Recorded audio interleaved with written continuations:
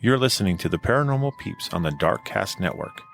Come to the dark side of indie podcasts with the Darkcast Network. We have cookies. Between the realm of the dead and the journeys of the living, join Josh, Jamie, and Elisa as they delve into the vast world of the paranormal and breathe life back into the history of the departed. Do you have a story of survival? A parent goes to residential school. You know, they haven't had that family connection. Those traditional values and ceremonies that many of us exposed to are taken. Or have a lost loved one that was involved in human trafficking, exploitation, missing, or murdered? My name is Jasmine Castillo, and I am the host of Hands Off My podcast that brings to the forefront, specifically from Asian American, Native Hawaiian, Pacific Islander, Black Indigenous people of color. Anderson County 911, what's the location of your emergency? Ma'am, what's going on out there? You're saying a baby's missing and nobody... As well as nonprofit organizations. When I was a private investigator 5 years ago, we picked up a case that was Shanice Harris' case. That help and advocate families of lost loved ones with their closure. From sometime from his shift at work to that next day, he was either robbed or apprehended at some point with someone coming into the restaurant. And opening a cold case. So that, to me, was his way out. And it negatively impacted Armani's investigation. Please join me on Thursdays on any podcast platform wherever you listen to your podcasts. We are voiceless no more.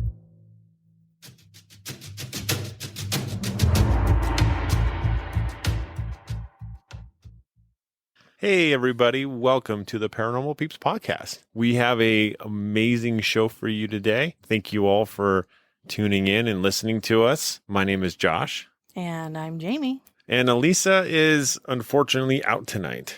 Yeah, she's got a lot of they're doing a really big home project, and so they're trying to get that done. And, you know, kids, her littles are out of school now. And well, so is ours. Ours isn't a little. He's almost 18. It's quite a bit different. And he's out of school forever. Well, until he goes back to college. Yeah. So, but that's a totally different. It's a whole different thing. Yeah. Yeah. And plus we have one. She's got three littles at home, and they're still pretty young. So. Yeah, it makes a big difference. Oh, huge difference. So, Elisa, we miss you. We miss you. But you guys get to put up with us tonight, which and let me just apologize. I am so sorry. But we love that you're here to listen. Absolutely love that you guys are here to listen. We wouldn't have a show if it weren't for our listeners. No, so shout out to all of our listeners and our newcomers and people that have been here from the word go. We just appreciate you all so much. So much. Thank you all for listening. And that's our show, folks. And we're out. Oh, wait. No, sorry. Oh, wait. There's more. So before we get onto our topic, we have a little bit to discuss about our upcoming event.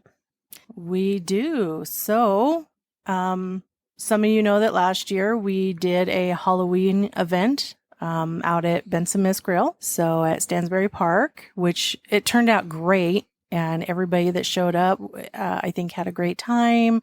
You know, we got some really good feedback, and everybody really enjoyed it. And it was a lot of fun, meeting new people and all those things. So we decided that this year we're going to do it again. So it will be our second annual Halloween party / investigation out at Benson Grist Mill. And that will take place on Friday the 13th in October, which what better day? Come on now. What better day to go on a ghost hunt than Friday the 13th? Exactly. Like, one, it's already a spooky night just because it's Friday the 13th, but it's a Friday the 13th in October. In October, guys. So it's going to be a blast. We are almost halfway sold out, not quite. Yep. So there are still tickets available. Get them while you can. I don't know if we'll sell out. We're expected to, especially as October draws near. Yes. I think they'll go a lot quicker. But we will have a couple vendors out there. We're going to have Lavinia's Eden. She was out there last year.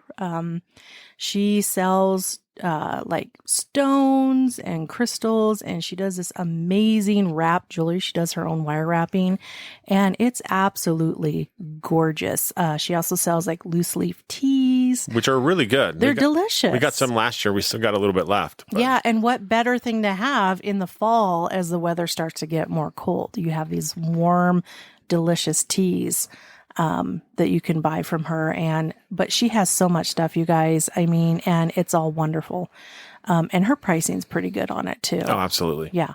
I also plan on being a vendor there, and I will be selling homemade caramel. So I do caramel every fall and winter. It's really popular in the winter. I sell caramel, all different flavors. I mean, I may be a little biased because she's my wife, but honestly, it is the best caramel I have ever had. Yeah. So I have everything from original to mango to cake batter caramel. And these are all gluten-free. So nobody has to worry about if you have an allergy, they're gluten-free. I also plan to sell like cookies and fudges. I have like a butterbeer fudge that I make that I'll be selling. Also really good. Yeah. So I will have a variety of goodies to sell. We will be providing though for free, hot chocolate and apple cider, hot apple cider. And also probably like little snacks like bags of chips. Yeah. So just little something just because it's Halloween. Yeah. Yeah. And then at the end of the night, everybody who was there for the ghost hunt and such gets a little candy packet to take home. Yeah. Which is, I love putting those together, these little grab bags. So. Yeah. But we'll have photo opportunities. We'll have the terror dogs from Ghostbusters. We have 2 of those bad boys that are movie quality props, and those will be there, and some backdrops. So you have these photo opportunities. You can wear a costume. Just make sure that you wear or bring something to change into, because when you go out and ghost hunt, like in the mill, the big mill and all those sort of places, there's stairs, and we don't want you having any like capes or long cloaks that you can trip on, or masks that are gonna like kind of hinder your eyesight. Yeah, or high heels or anything. Or flip-flops. You want to have good shoes when you're walking around this place. Yes, wear good, warm, comfortable shoes, you know, and just come prepared with a flashlight. You don't need a lot of equipment. If you only have a digital recorder, that's perfect. You can get some really cool EVPs, hopefully. Absolutely. So, yeah.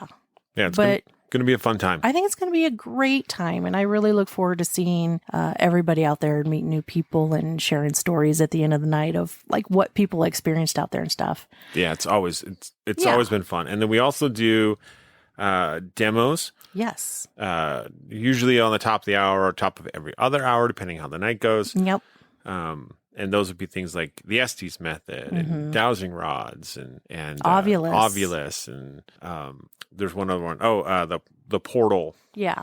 And stuff like that. So you guys get to see kind of how it's used and kind of investigate a little bit with us with that. And, you know, honestly, the last time we did an Estes method there, like everybody was laughing. It was absolutely probably the highlight of the night. Oh, yeah. I mean, the whole night was fun. It was. The whole night was great. And, but we'll also have a couple of porch lamps out there, the porch heaters, the big tall ones. In case it's cold. In case it's cold. If it's cold, we'll bring them out. We'll set them up, and you can stand over there with hot cocoa, and it warms you right up. Yeah. And it is a rain or shine event. So be prepared. Yeah. So, but we will post the link on our sites where you can click on and purchase tickets if you like. So, and the tickets are available on Eventbrite. Yes, they are. But our links will be on our social accounts, so come find us. Yep. And we're on Facebook and Twitter and Instagram. A little bit of everywhere. A little bit everywhere. So, yeah, we'll be posting that. Absolutely. All right. On to our topic of the day. Yeah. So, what is our topic? We're going to talk about and tell Japanese ghost stories. Cool. I'm game. Well, exactly. Why wouldn't you be game for ghost stories? Well, I don't know. Are they any good? I don't know. Okay. Well, I mean, how old are they? You know what I mean? Because, you know, like when you watch like a scary movie from like the 80s and stuff, right? Yeah. Like back then it was scary. By today's standard, it's almost laughable. Well, and that's the thing is like some of these stories are on the realm of ancient. And so they don't hold the same like scariness of it. But some of these stories were the inspiration for movies like The Ring, which I know terrified the snot out of a lot of people in the U.S. Oh, I'm sure. I've never actually really watched those movies. Like horror movies? No, The Ring. Oh, no, I haven't watched The Ring either. Yeah. But I did watch another Japanese horror movie. It was called The House. And I knew, like, partway through the movie, it was not going to end well. Well, isn't that kind of all movies that are in that genre? Well, they don't typically end well for everybody. No, I just mean like the ending was like bad. Like, like the end. Well, give me an ending where it was good for everybody. Well, like, so for like the ending of Poltergeist, right? Okay. They're like, we're done with this house. We're going into a hotel, and then they're like, at the end, you see the TV rolling out the door and the door closing. Like, Yes. that's a fun, good ending. Yeah, okay, I'll give you that. Right? Except for, it ends well, like they're all together, nobody's dead in that family. However, they're traumatized for life. Oh, they're definitely traumatized for life. There's lots of therapy sessions Yes. there that need to happen. But then there's like, Scream movies, like the first Scream movie, right? Where the two killers Stab each other to death. Right. Another great movie. And that it was a good ending, right? This movie, when I say ended badly, like it ended in the middle of the story. Like there was no conclusion. Oh, so you mean it's one of those movies that it doesn't wrap it up in a neat little package with a bow. It just leaves you hanging. Yeah. I hate those. Yeah. And was there ever a sequel to the movie? Yeah, then I found out there was the House 2. And did you ever watch that one? No. Oh, okay. So we don't know if they wrapped that up. No, have no idea. So I'm intrigued now. But the funny thing is during the whole movie, right? Mm-hmm. There was this little kid that goes.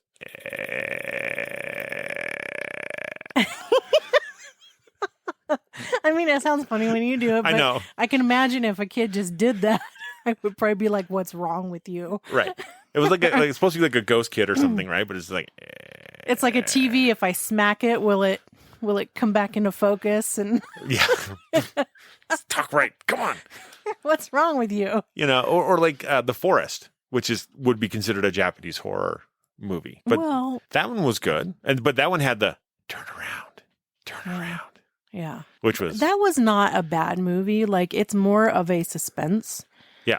It's not like bloody and gory a whole lot.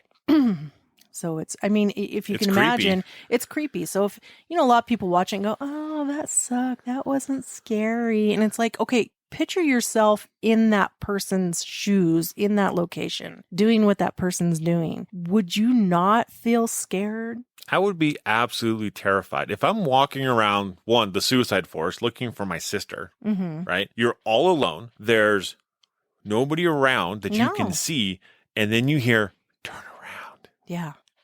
Yeah, I'm pooping and running. Well, you hear that, and then you see the little demon girl. Oh, yeah. And in the movie, she also comes across dead bodies. She sees things. She hears things. She almost kind of goes crazy in a way. Yeah, it's like it's actually kind of reminds me of the Blair Witch Project, but I think it's better than that. Yeah, it was much better. But at the time, the Blair Witch Project was pretty scary. There's a lot of people who are scared to go camping in the woods. Are you kidding me? So I worked at an amusement park when that movie came out, and I worked in what's called the cash office. So I counted money all day, and we were the last people out of the park. We had to be escorted out of the park by security. Right. And we were waiting for the manager to lock up before we all left together with security. And she had seen the movie. We're sitting there in the dark. Sort of like there's like a light above the door, just one little bulb. And so it's, kind of half lit, half dark. And there's a noise behind us. It's probably a critter of some sort running in the tall grass, right? Oh, I'm sure. And she's like, the Blair Witch. Oh my gosh. Are you kidding me? No. Just instantly goes there. I'm like, that was a made up movie, right? Yeah, but it still had a lasting impression at the time. Yeah. On a lot of people, because I remember all my siblings went, and I went, and my dad and stepmom, and we all went and saw this together. Yeah. And I remember it creeped you out. You look at it today and you go, oh, that is so funny. That's just ridiculous, right? But again, imagine if you were in this scenario. Oh, yeah. In real life. Yeah. You can't tell me that you'd be like, oh, that's not scary. You can't. Well, yeah, there's stuff moving outside your tent at night. Like Yeah. shadows moving around your tent. Yeah, that's going to be terrifying. Well, and your friends disappear and you open up this little bag and it's got like bloody teeth and bones and stuff in it. Yeah. I mean, come on. Yeah, that would be terrifying. You feel like you're being hunted, Yeah. taunted, like you're, cat and mouse here. Yeah. Honestly, like cinematically, great flick. Yeah. I mean, and so low budget and they made so much money. What Oh, yeah. a great success story of a movie. Yeah, exactly. And since then they've actually remade that movie or done a continuation or a more modern day one. And I haven't seen it. I'm a little curious to see what they did with that. Yeah, but not But- like, oh my gosh, I go see it today. Yeah. Yeah, I hear you. I mean, it was made I think a few years ago, but it's a more updated today's version sort of thing. Yeah. So here's the interesting thing. So we kind of got off a little bit talking about Japanese Movies. horror movies. Yeah. Right. But they're all part of this Japanese ghost story trend. So we always think of, at least in the US, right? October is scary season. Yeah, for here in America, yeah. It's like, it is that time. It's after the fall, harvest and stuff like that. So things, trees, the stuff's falling off the trees. It's kind of Mhm. spooky. Gets darker earlier. Yeah. Yeah. So people, started telling ghost stories around the campfire, the fires and stuff like that because they had nothing else to do to entertain themselves. Well, it's a little different for Japan. So Japan, they call the summer the season of kaiden, or ghost stories. It's when horror movies are released, magazines and television stations broadcast seasonal features about spiritual phenomenon, like supernatural phenomenon. Mhm. It is said that people telling chilling ghost stories during the summer because they want to cool off with spine-chilling tales. I like that. Yeah. So there was a ethnologist. No idea what that is. You should have looked it up. But his name was Shinobu Orokuchi. Oh, yeah. I'm horrible at pronouncing Names in general, right? names in general, especially in another language. So please forgive us. We're seriously trying to do it right. But yeah, I know we're going to botch it. Yeah. When it comes to the names, I'm hosed. Yeah. Yeah. Absolute We host. apologize in advance because we don't mean any offense. It's We just don't. really hard for us to pronounce, Yeah. So, So he lived from 1887 to 1953. So he said that Japanese society began regarding summer as a season of kaiden because of summertime kabuki performances. They were called Suzumi Shibai, which means cool plays. oh, nice. And it included plays like Tokaido Yotsuya. Oh, boy. So sorry. Again. You all can laugh here. Yes. Tokaido Yatsuya Kaiden, or A Savage Tale of Revenge by the Ghost of a Murdered Woman. That kind of sounds cool. And then there's Rokuchi. He said that these kabuki plays with unusual stories developed from village folk art called bankoigen, and then comic summertime plays passed down from ancient times. So it's kind of just, these the cool thing about especially the far eastern cultures, they're so ancient. Right. And it's like, oh yeah, we got stuff from, 5 BC and 100 BC. Yeah, it's amazing. Yeah. And it's like, yeah, we got stuff from 1492. We're so old. Okay.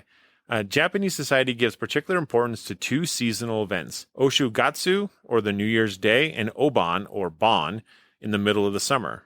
During Oban, the souls of the dead are believed to temporarily return to this world, and some households still follow the traditional Buddhist custom of preparing a bodhana altar and mukaibi, or welcoming fire, to greet their ancestors. In ancient times, Japanese people thought souls temporarily come back to this world would include some muinbotoki, or deceased persons without relatives praying for them, and onryo, which are vengeful ghosts, which, we'll keep those away. Well, I mean, yeah, as nobody I know wants to bring them in. Right. Yeah. And then against this background of Bonkaiyogen. Wow, so bad. These plays emerged as a form of requiem for the repose of ghosts unable to rest in peace. So summer in Japan is therefore a season symbolized by the Oban events for spiritually interacting with the souls of ancestors and taking pity on unhappy ghosts. And then even today, summer continues to be the season of Kaiden. Interesting. Yeah. So go visit Japan in the summertime and go experience some of these really cool kabuki ghost stories. Yeah, absolutely. Just don't mind the heat. Well, that's in a lot of places these days. Yeah, that's true. So let's tell some ghost stories. Yeah. I'm So- so enthusiastic. So I have 3 ghost stories, and they are actually all of the old Koigen variety, the ancient art ones. Oh, okay. Well, right on. I don't know how many I have. I think you got 10. Why do I have 10 and you got 3? Are yours like really long? No. Oh, you butt. So I better start then. You better start. Okay, so we'll start with parlor children. So before we begin this, one of the most famous Japanese ghost stories is known as parlor children. In one of the regions of Japan, poor families would often, abandon their children that they couldn't afford to raise. These poor families. And so they'd abandon them and basically leaving them to die. Yeah, this is not off to a good start. This is Hansel and Gretel. In a way. Ooh. In a way, yes. So, no, Hansel and Gretel, no. They were roaming through the forest and came across the candy house with the witch. In one of the original stories, they were thrown down a hill by their parents. Are you sure that wasn't on The Simpsons? Because there's an episode of The Simpsons where they throw Bart and Lisa down the hill. Maybe that's what I'm thinking of. I think that's what you're thinking of. You're a little confused, my dear. Maybe I'm wrong. Okay. So, anyways, those abandoned dead children, okay, because they would die, would eventually come to haunt the homes in that region as parlor children. Okay, so the story goes that many, many centuries ago, in an unassuming village, there lived a kind, lovable man. So he was beloved by the other villages for his friendly and sweet nature. So just a nice man. He lived very well, and his family had, a home and enough money to make a comfortable living, right? Yeah. So one day there was a traveling monk, and he approached this man, this sweet, kind man, and warned him that he would soon fall into complete ruin. He would have no money left for his family to live or anything. So this man was, of course, if someone comes up to you and tell you this, you're going to be left feeling shaken, confused, and maybe even a little frightened. Right. You get a cryptic message like that, right? So the monk's words wouldn't leave this guy's mind. And then soon his dread and anxiety actually turned to fever and sickness. So as you know, stress can do some really screwy things to you. Oh, definitely can. Physically, not just mentally and emotionally, but physically. So he gets fevers and he gets sick and he eventually becomes bedridden. So this man was visited by the sound of light and quick footsteps from above. Now, I'm not really sure what that means. Maybe on the second floor? No, I'm not sure that that's what it means, but maybe. But the footsteps were thought to be that of a child. So little footsteps. Yeah. When the footsteps fell silent, right, they were replaced then by a voice. It also came from above, and it asked the old man, the old kind man, "Are you dead? Are you dead?" Then droplets of water fell on his head, and the voice warned him, "Limbo is very cold." Limbo? Limbo. Oh, geez. So then the ghost child finally shown itself, and this child was soaking wet from top to bottom, and it was dripping water onto the floor. And the man passed out from the shock I would have peed the bed before I passed out, but he's so weak, he can't get up and flee. Yeah. So when he did awake, the soji screens on every side were quaking and followed by echoes of childish laughter. And then he kept hearing the question repeat itself, "Are you dead? Are you dead? Are you dead?" So the fear consumed the sick and weak man, and he actually fell dead from the shock, leaving the house silent and unwanted. Because, rumors fly. Who would want it? Right. Who would want to live there knowing that happened? But is that the end of the story? No. Okay. So when nobody would even visit the home, much less buy it, the family fell into ruin, just as the monk had warned. Oh, geez. So the monk's warning was absolutely correct. But it begs to question, Yes. Why? I mean, it didn't say anything about him dropping a child off to die because they couldn't afford the child or No, it children. sounded like they were well-to-do. They weren't well-to-do, but I think they made a comfortable living. Yeah.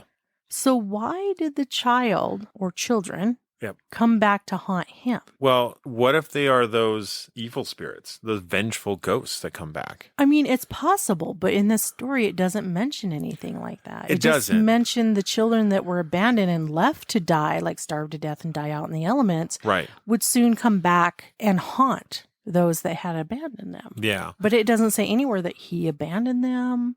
So it's like either the story's missing something or I'm overlooking something. Well, yeah. I'm not sure which. Well, it's interesting, too, because the guy got scared to death.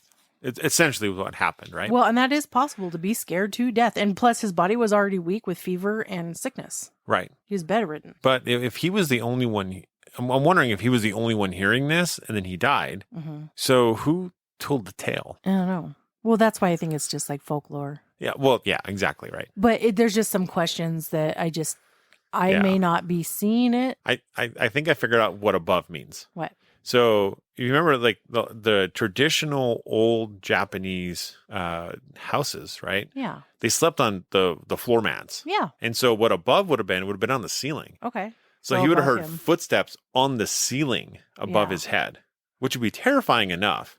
Yeah. And then those sliding doors. Well, yeah, but it also gives no mention to, family hearing this or where was his family as he's bedridden and sick, because it says he provided for him and his family. Right. And they lived well.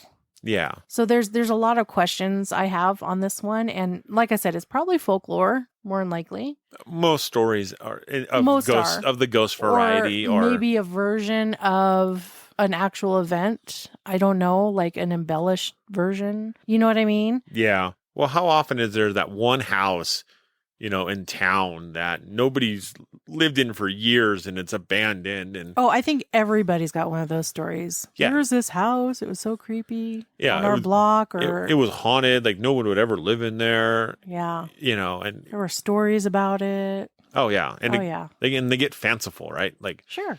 all of a sudden every small town of 50 people has got a serial killer that's killed 50 souls in the house. Yeah, and he died, but then his murderous spirit still haunts the house, and if you go in there, you'll disappear. Yeah, exactly. Yeah, of course. All right. So my story is Atsuya. Which means I don't know. oh, I don't know. okay, have at it. So, like I said, this is one of those woodblock prints, and it's called the Peony Lantern. It was painted by Sukoku Yoshitoshi, and is part of. Sorry, Yoshitoshi. I'm sorry. Yeah. If that is someone's real last name, I apologize. I just for us Americans, it's a great name. It just sounds, Yoshitoshi, like wishy-washy. You know Yeah. what I mean? For it's just okay. It rhymes too easily. It rhymes too easily. Yeah, and just Josh's face when he said it made me laugh. But Yoshitoshi's woodblock print, called the Botan Doro, or the Peony Lantern, is part of a final major woodblock print series, and it's called The New Forms of 36 Ghosts. Kind of cool. yeah. Which he worked on from 1889 until his death, which was in 1892. So Yoshitoshi is regarded as one of the greatest masters of the ukiyo-e, best known for his work 100 Aspects of the Moon. Toward the end of his career during Japanese rapid modernization, Yoshitoshi began to struggle from physiological stress, and after several episodes of breakdowns, he was committed to the Sugoma Asylum in 1892. Aw, sad. Yeah. Although the new forms of 36 ghosts were created at the time of Yoshitoshi's mental decline, the image of Botandora still shows the artist's mastery of composition and imagination. It depicts the beautiful Atsuya,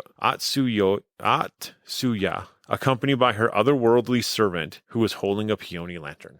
That's the picture. So here's the story that goes along with that picture. Okay. Atsuya's story begins with a widower named Sinojo Agiwari.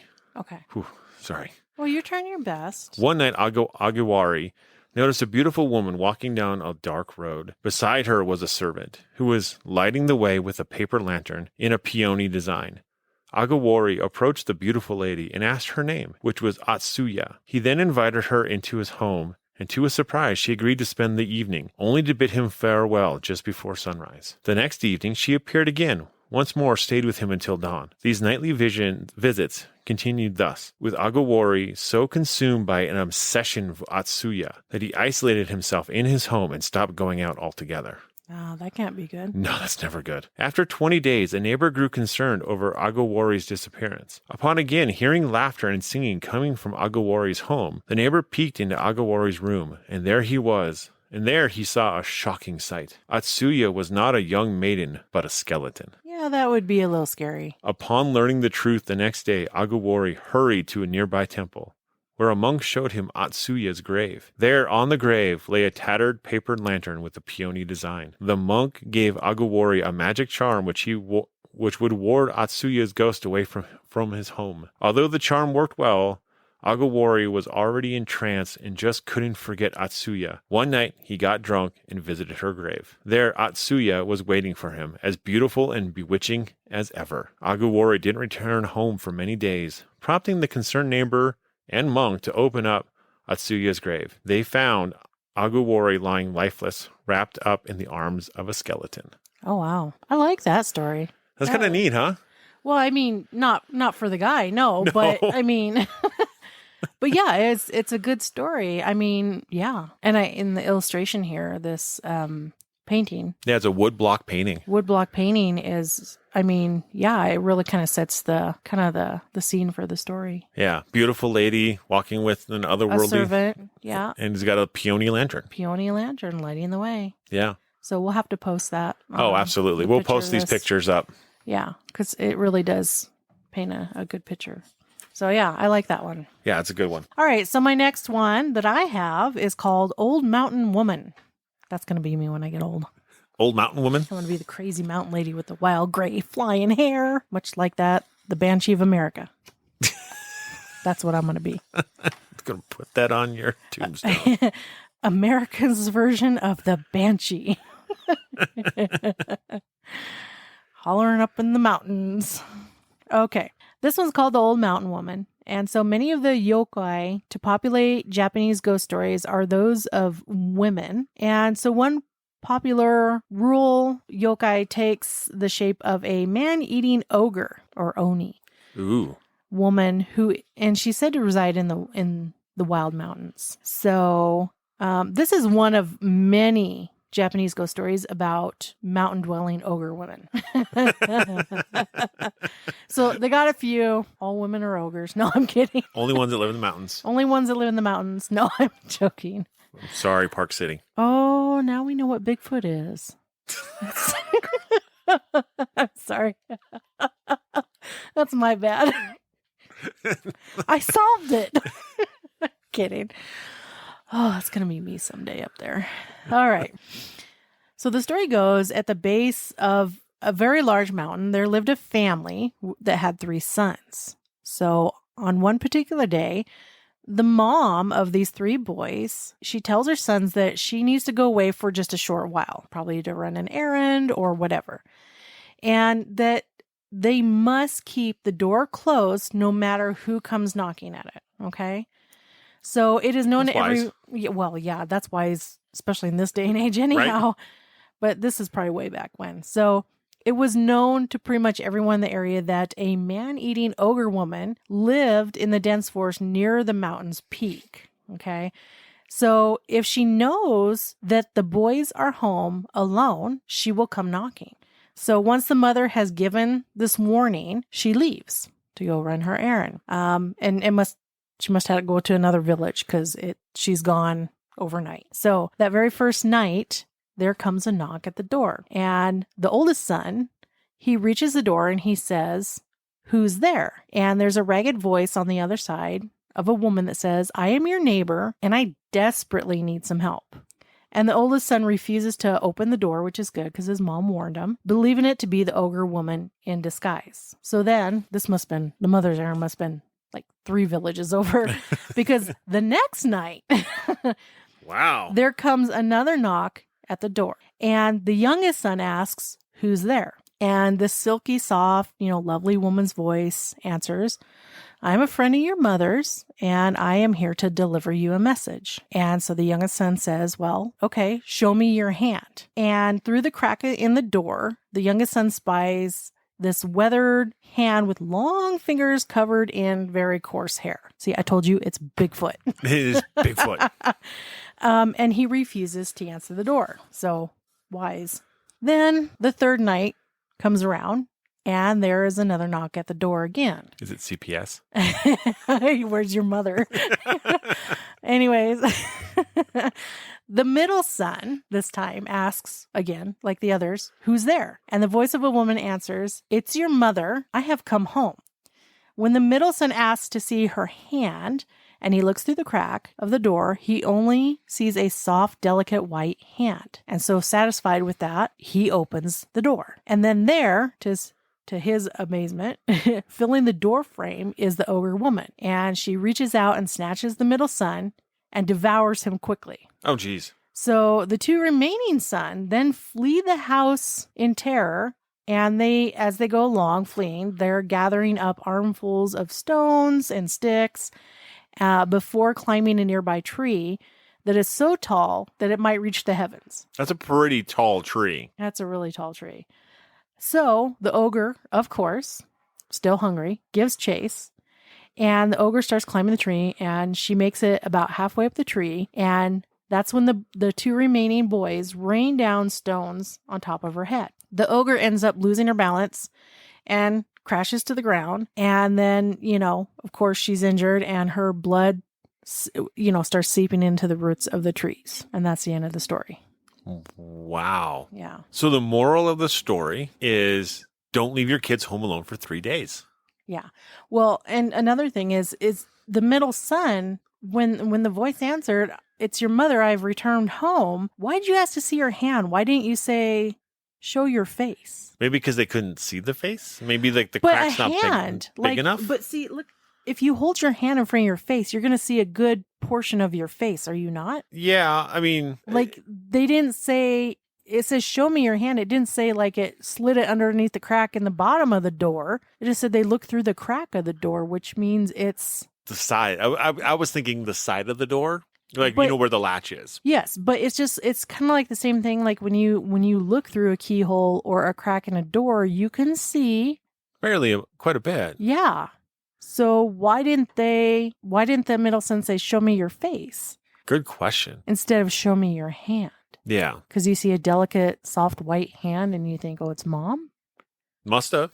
Because I would ask to see the face. Because before, what I thought was going to happen was the ogre was going to open the door and their mom's hand. Well, that's what I was thinking too. Like it has somebody's hand from her midnight snack the night before. Yeah. Well, look at this delicate white pale hand. But it sounds like the ogre women only go after young boys. Yeah. So that definitely is got to be one of those stories that you tell your kids to keep them in line. Maybe it is. All right. What's up next? All right. So up next, we got another of the Yoshitoshi series. So this one is called The Ghost of Okaiku at Soryayashiki.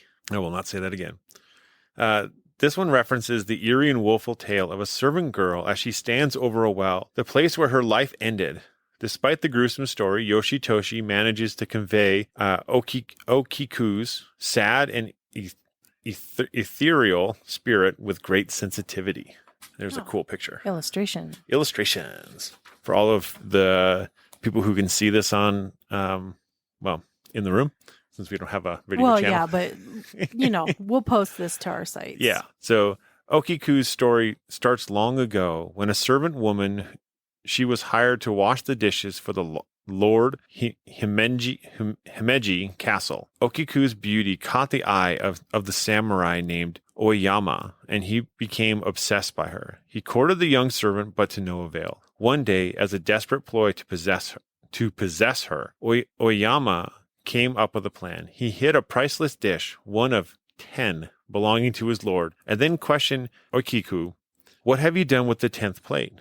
Knowing such an offense was punishable by death, Okiku fiercely searched for it everywhere, but could not find the missing dish. Oyama calmly watched on. Finally, he made her an offer. If she were to become his mistress, he would tell the lord she was not to blame. Oikiku again declined, and at this, Oyama flew into rage and ordered the young dishwasher beaten and thrown into the well. Soon after her untimely death, Oikiku's spirit, or ghost, could be seen wandering the castle searching for the lost plate. You could hear her counting 1, 2, 3, 4, 5, 6, 7, 8, 9. And when no 10th plate was found, she let out a blood-curdling scream. It's said that even today, those who overhear her counting might fall very ill, and those who hear her make it all the way to 9 will soon die. Oh, that's no fun. See, that is a ghost story. That's a ghost story. Yes, it is. Moving right along, our next story is called The Eyes. So the Makurenji, and I'll only say that time, also known as the Temple of Many Eyes, has been abandoned for as long as anyone could remember. So no monk, tended to the temple, but there were frequent whispers of like a fox or perhaps a tanuki roaming the temple grounds. Not like in Mario. Oh. But it does say tanuki. Tanuki, tanuki, right? Tanuki suit. So more whispers were told about the temple and why it had long since been abandoned. It soon became a place of legends and local myths, of course, as a lot of abandoned places do. And with children claiming that a man that is brave enough to last a night alone in the Temple of Many Eyes, would be rewarded with an evening of pure pleasure with the most beautiful woman in the village.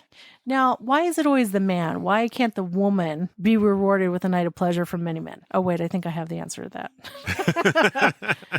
Whew, you have to say it. It's okay for men, not for women. BS. Okay.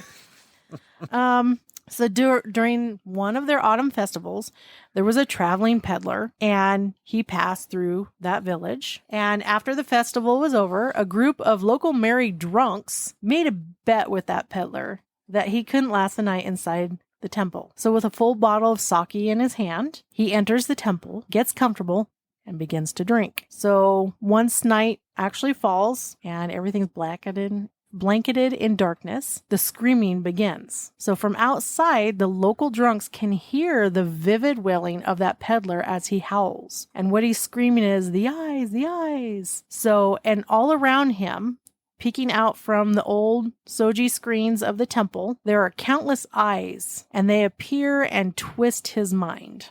Terrifying. That would be terrifying. So come dawn, the village men peek inside to find nothing left of the peddler but a blood-soaked rag and a pair of eyes. His eyes.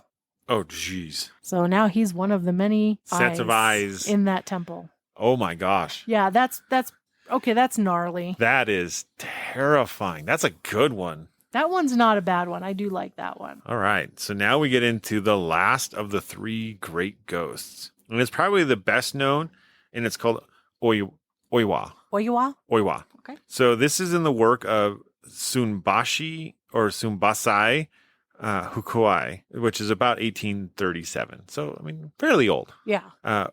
Oiwa hunts her treacherous husband, appearing in the form of a paper lantern.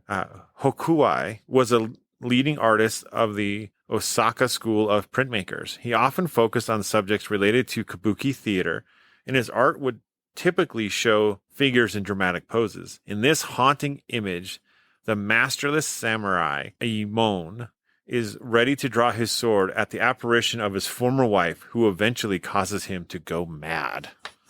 And the painting is actually pretty interesting. Yeah, it is.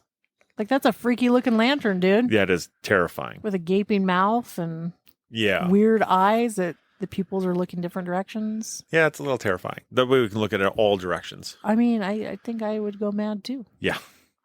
Where's that sake? I need it. Right. The story, known as Yatsuya Kaiden, tells the sad tale of Uai, who was married to Imon, a masterless samurai. Although her husband was down on his luck, Uai remained a devoted and loving wife and worked hard to support him. Meanwhile, Imon befriended an elderly and very rich doctor, Ito, Itoha, whose granddaughter, Umi, fell in love with the out-of-work samurai. As a doting grandfather, Itoa would use all his power to grant Umi happiness. So he offered Imon great wealth, a life of ease, and Umi's hand in marriage. That is, if Imon would rid himself of Uwa, and so Imon fell for this temptation. So out of work dude with no money, no future, gets offered riches and a life of ease if only he would just get rid of his wife. That's just a really bad tale to start. And the story is not even over yet. Well, yeah, but here's the thing is that sounds like some cases, crime cases in this country. Oh, yeah. And I'm sure in some other countries too. Oh, yeah. It's just... I just watched one today.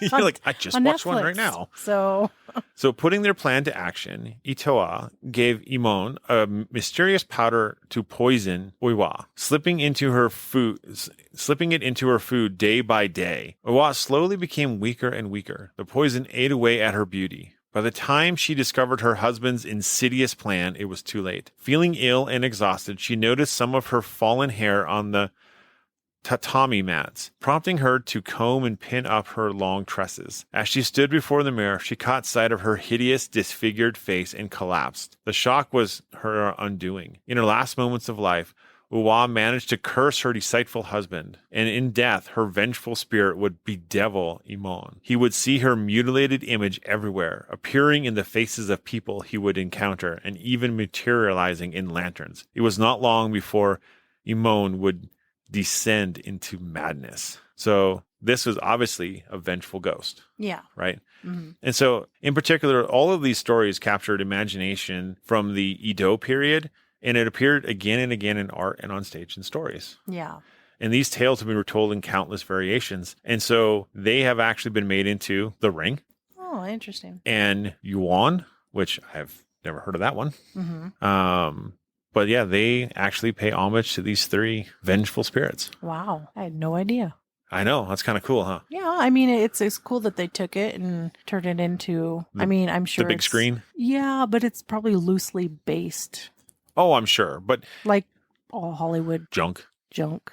or good stuff. I mean, There's some good stuff out there, but There I is. mean, when it hits Hollywood's hands, it very much gets morphed into something different, yeah.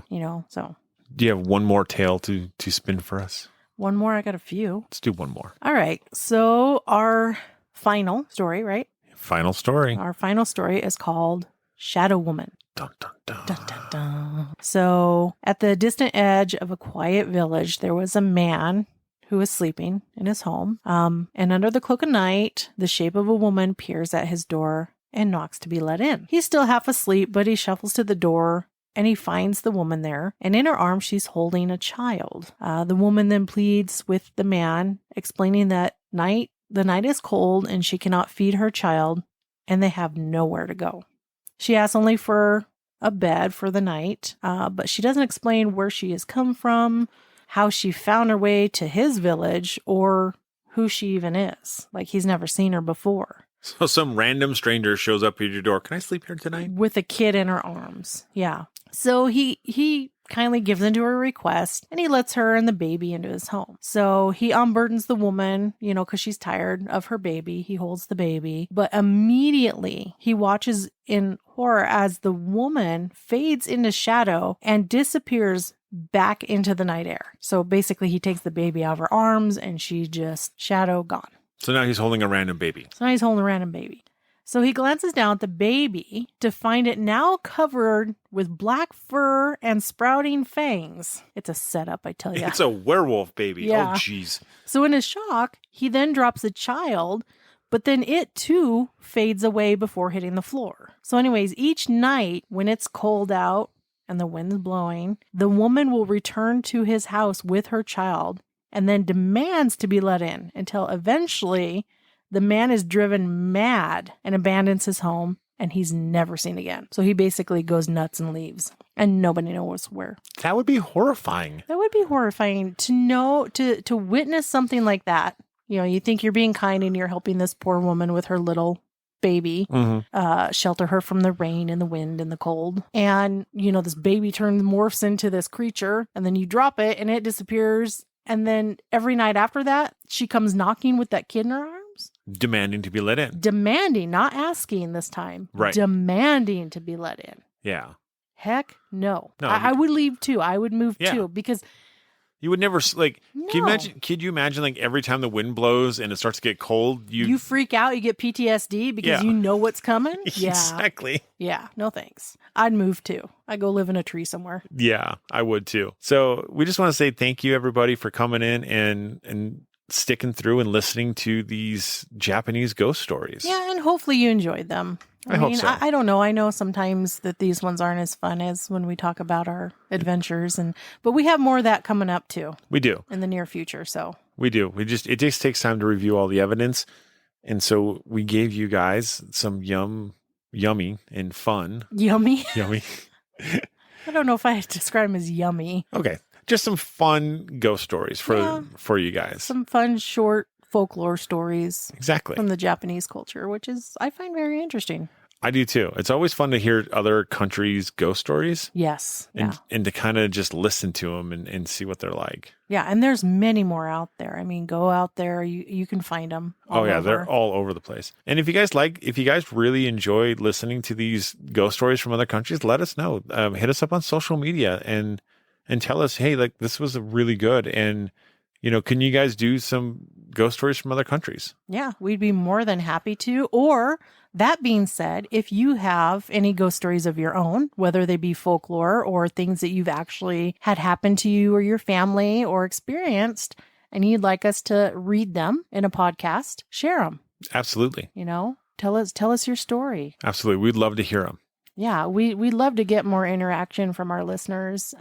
We don't get much of it. We have a good group of listeners, but we're trying to get more interaction and we're trying to figure out fun things. If you have some suggestions for future podcasts. Yes, there's something you'd like to hear. Local legends from your area. That's another great one that we would love to tell. Yeah. Do share. Please do. Yeah, and we can put together a whole episode on these stories if we get enough people doing it. Absolutely. And like always, everybody, stay ghosty, my peeps. Well, I don't know. I haven't thrown anything since I only have one eye now. That was back when I had good vision and 2 eyes versus 1.